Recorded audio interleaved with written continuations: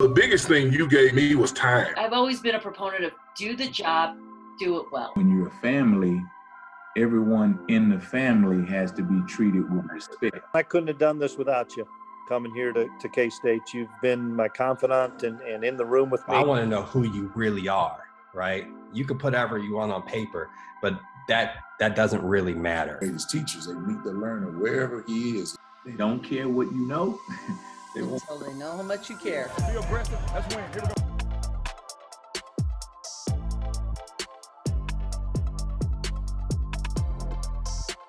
We want no energy vampires, because when you have a negative culture, sometimes that culture can sap the energy right out of the program, right out of the players who are working to be able to be dogs, right? Mm-hmm. Trying everything that they can to follow the procedure, to be what the program, what the culture that you are creating is asking them to be. What do you think is the most important facet of creating that positive culture? I think people miss the boat when trying to create a culture in general and not being honest about what the culture is. And what I mean by that is, with us, you're going to be disciplined. If you have no desire to be disciplined, it ain't going to work. If you have no desire to be obedient to the authority, whether it be coaches, law enforcement, professors, whatever, it ain't going to work. And if you don't have any grit, meaning you can't overcome adversity, then it ain't going to work. We try to be really honest with that in the beginning. I think most people come in and they don't input the culture. They try to lay the culture in. And they ease it in instead of just going to punch it and stabbing your flag in the ground and saying this is what it is so everybody can understand. It goes back to our earlier conversation, making sure the rules of the organization are clearly defined. I think when things are clear about how it's going to be, that we're not allowing energy vampires, that we're not allowing complainers, that we're not allowing guys that can't overcome, then you won't have to deal with that because they understand what it is. And before they even come to you with it, somebody else within the culture will go, you better not take that in there. I always say this, over time, the culture will take care of itself, right? The behaviors of the members of the team, they will start to behave as the culture tells them to behave. And those who can't, like you keep saying we and you keep saying us.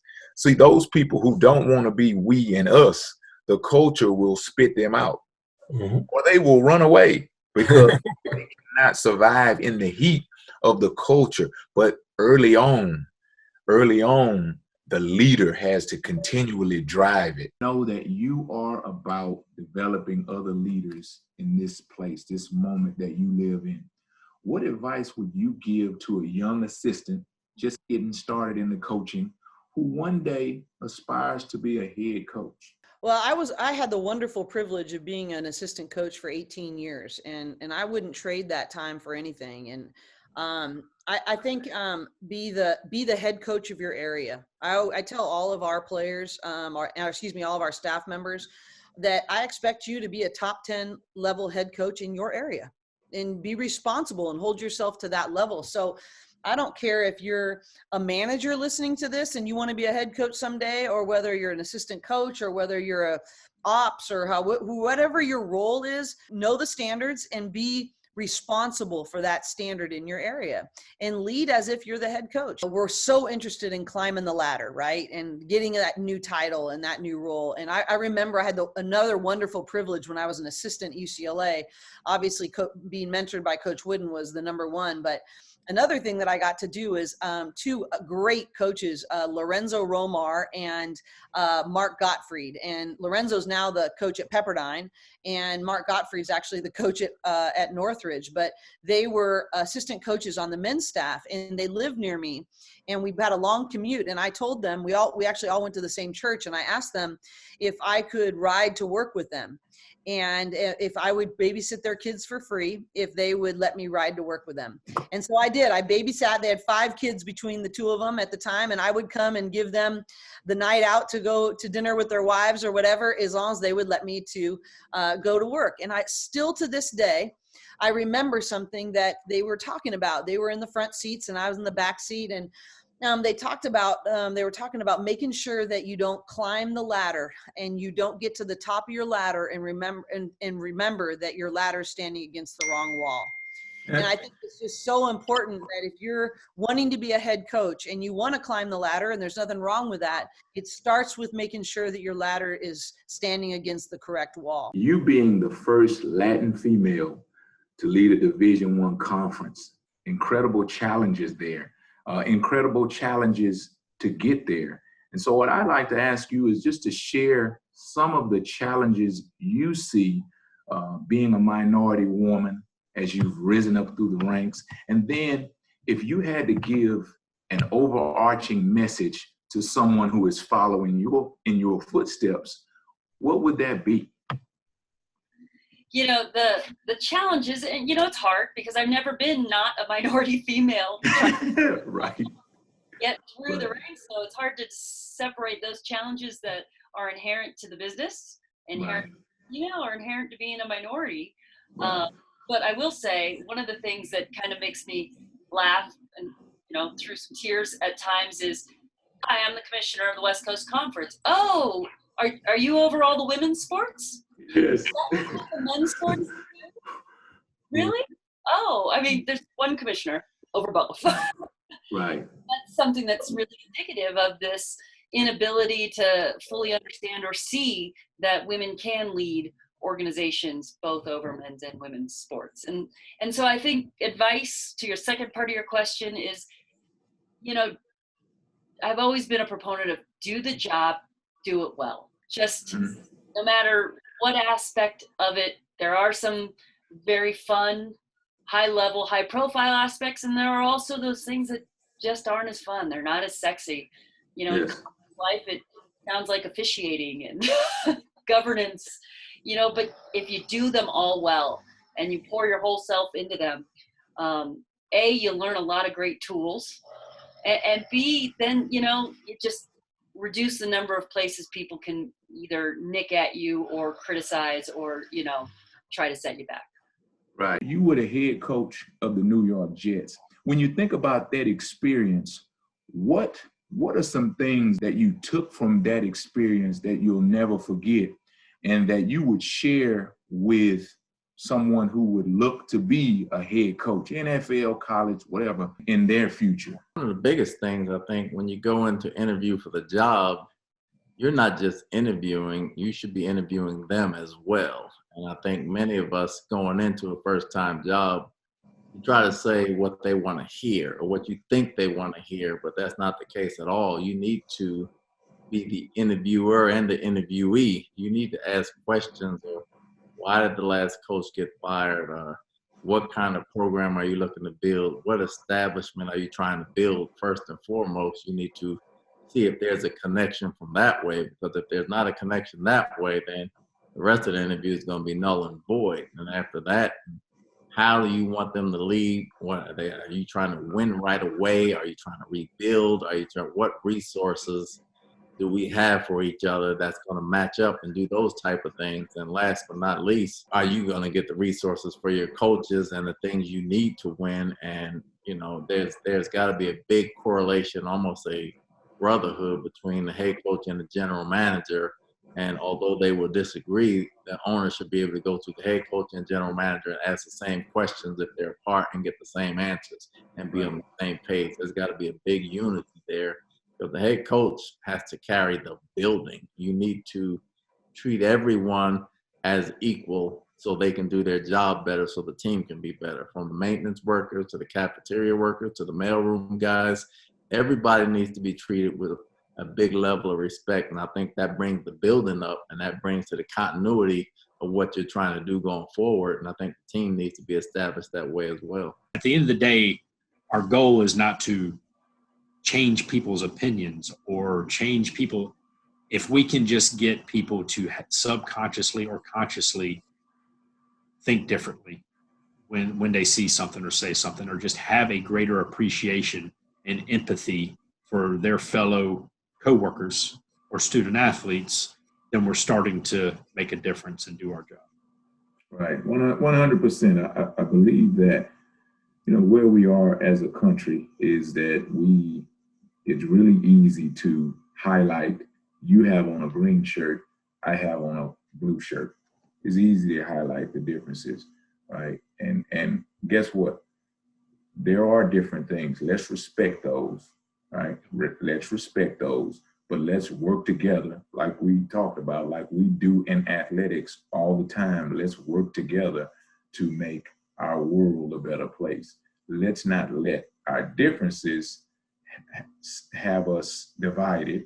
Let's not let our differences make us pull against each other, because we all want the same thing. Everybody wants to be able to take care of their families.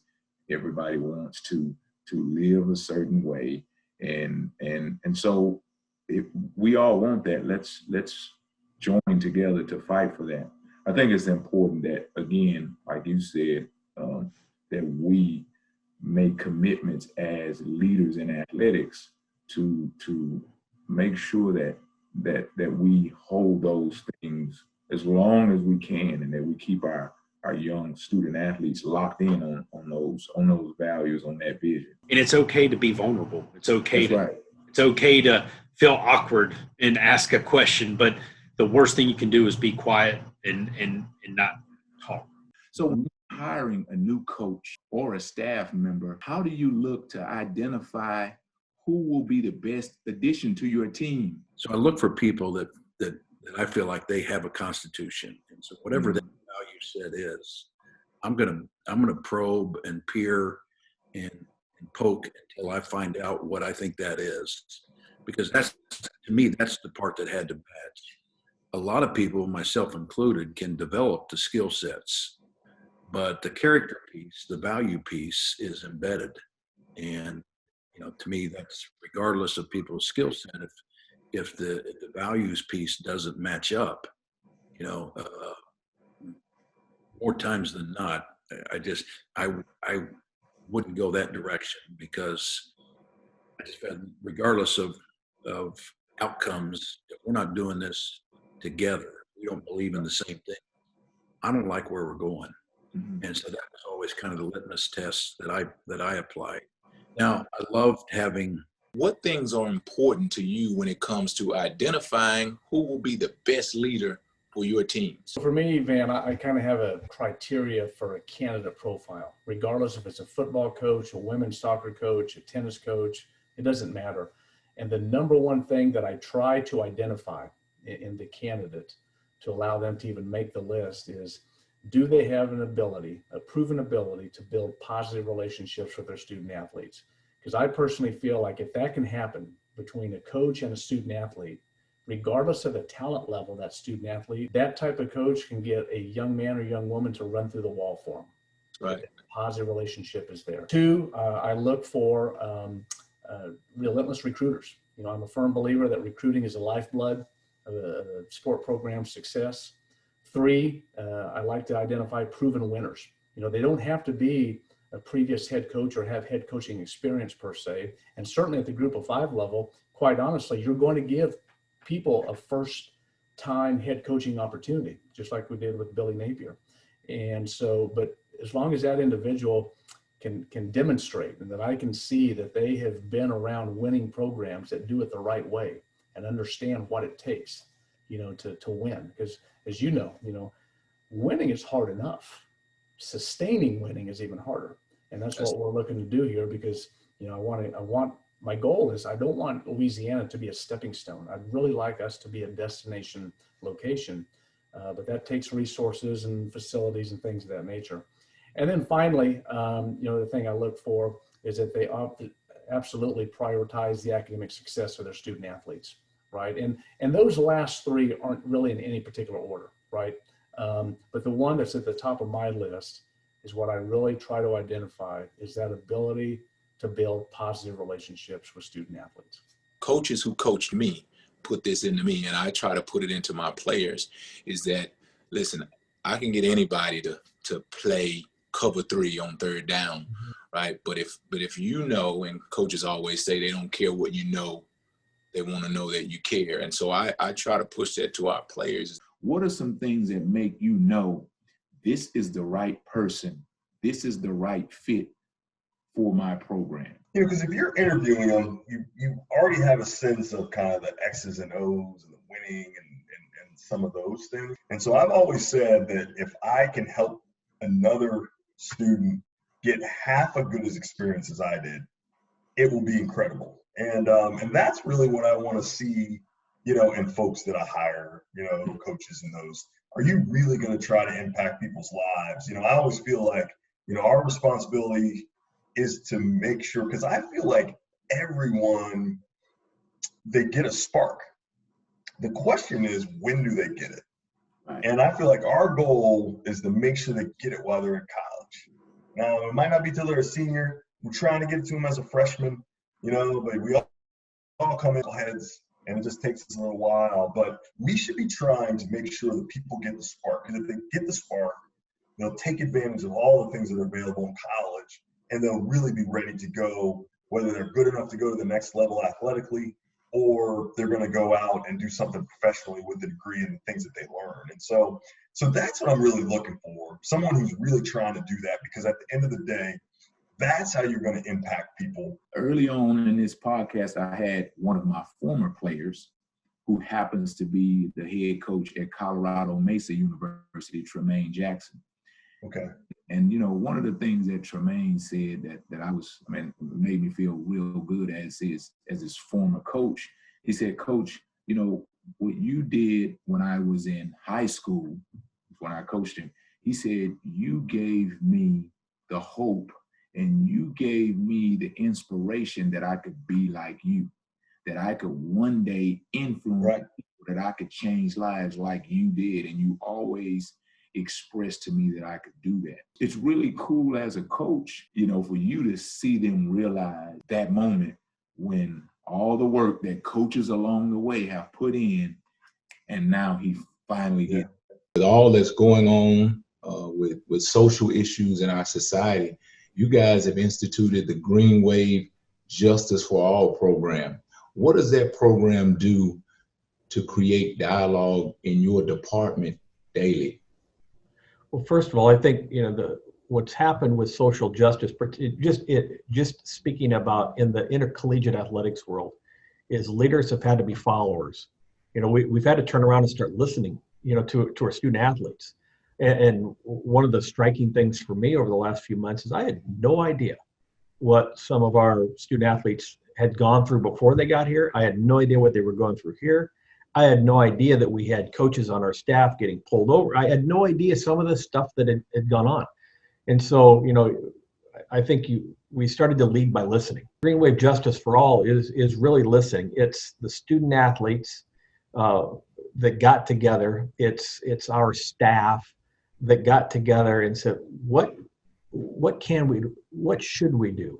How do we make an impact? It's a time where our student athletes are realizing that they have a voice, that they have an incredible pulpit. And I think it's important for us as leaders, for me as a coach, to make sure that they are leading and that they are operating in a positive way. Because a lot of people today, they just want to get in their corners and they just want to fight. You know, you give me, wait a minute, you said that? We're fighting. And it's not about that. It's the message. We have to make sure we educate our young people that the message, the way you direct, the way you take the message is going to be very important in the type of responses that you get.